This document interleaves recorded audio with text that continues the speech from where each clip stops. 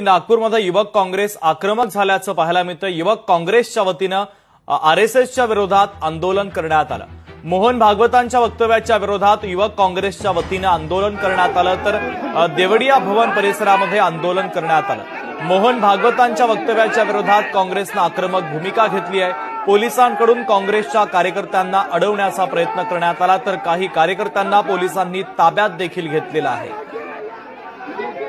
ज्ञानेश्वर पवार आपले प्रतिनिधी आपल्याशी जोडले जात आहेत। या आंदोलनाच्या संदर्भातले अधिकचे अपडेट आपल्यापर्यंत ते पोहोचवत आहेत। ज्ञानेश्वर, आरएसएसच्या विरोधामध्ये युवक काँग्रेसनं आक्रमक भूमिका घेतली आहे, पोलिसांनी काही आंदोलकांना ताब्यात घेतल्याची अपडेट आपल्यापर्यंत पोहोचते, नेमकं काय?